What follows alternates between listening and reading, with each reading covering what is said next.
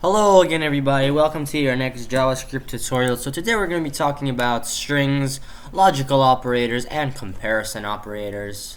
So let's start with strings. So what are strings? Strings are basically just letters wrapped around in quotes.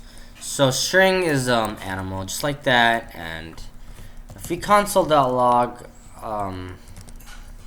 strings to the screen, strings just like that. Oops. And we get animal right over here because we assign strings to animal. And animal, notice, is in quotes.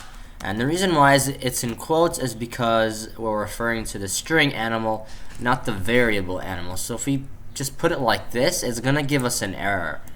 And it says animal is not defined, and the reason for that is because we never actually defined animal in our scope, meaning that we never actually did something like this. Yeah. So if we try to display strings by assigning animal just like this, we're gonna get an error. So in order to properly assign a string, we always have to put quotes at the end, just like this. So yeah, that's basically what a string is. And let's say we wanted to write like a simple program that gets like a user's first and last name. So first name is Manny, and our last name equals for example Furman. I don't know, just a random name. If we console.log this first name plus last name, oops, my bad. We console.log this to the screen, we get Manny Furman. We can also add strings just like we can add regular integers. So we can add first name plus last name. We're gonna get Manny Furman.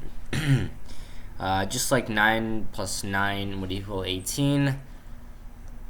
Manny plus Furman is gonna give us Manny Furman. We can also add strings to integers. So let's say we wanted to get age equals 17. So just like over here, Manny's name is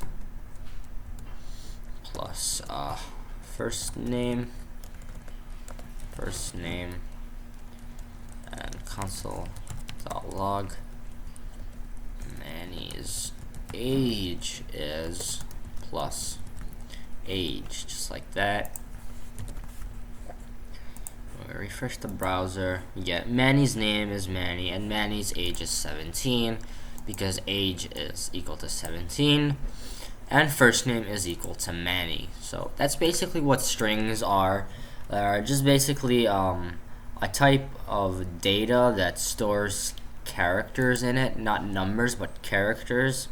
What a character basically is just like characters on your computer, like I, E, A, O, I, just basically letters. This right here is an integer data type because it's storing numbers as the value. So moving on, let's talk about logical operators. I'm at comparison operators, sorry about that. So whenever we're assigning a variable, var name equals to var num equals to 5, we're just assigning, we're saying num, I want num to be equal to 5. But what if we wanted to compare num1 to 5? In order to do that, we would put two equal signs, and if we would document.write this to the screen, we get true because 5 is equal to 5, and it's comparing the value of 5 and 5. It's not comparing the type. So if we do like this and display it to the screen, we're still gonna get true because we're just comparing the value 5 and 5. But if we wanted to compare the type, which is string and integer, we would put a triple equal sign. And in this case, if we reload the page, it's going to give us false because 5 and 5 are not equal because this is a string and this is a number. So another comparison operator is this, which basically means is not equal to. So we could write document.write num1 is not equal to 6. And if we reload the page, we're gonna get true because num1 is not equal to 6, right? We can also put a double equal sign, which is just gonna compare like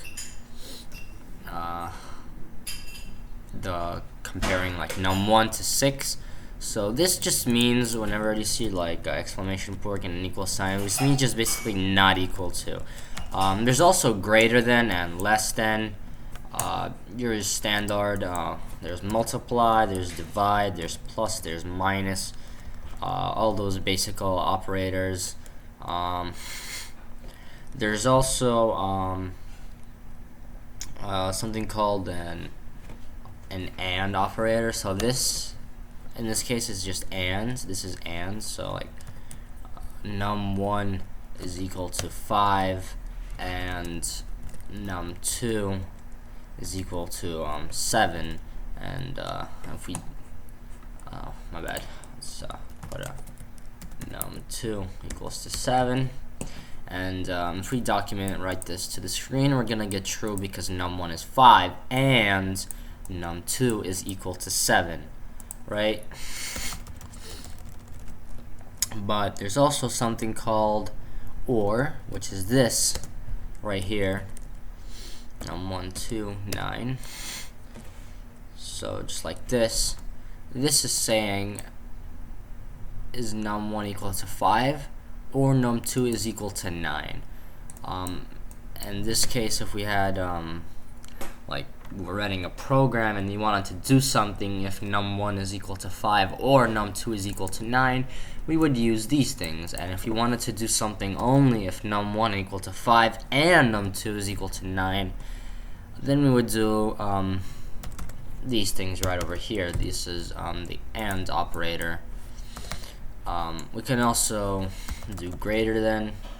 So num1 are greater than num2. We're gonna get false in this case because 5 not greater than 7, for example. Yeah, that's basically it. We can also multiply, but I showed then lesser num2 times num2. There's if we wanted to divide them, we would go like this, num1 divided by num2. Yeah, and you would get the results displayed if you would store this in another variable. Let's say we wanted divisor, just storing num1 num2, and then if we print divisor to the screen, we're gonna get 5 divided by 7. Yeah, well, that's basically it for today. Thank you for watching. I hope you enjoyed my tutorial, and don't forget to subscribe and like. Thanks. Peace out, everyone.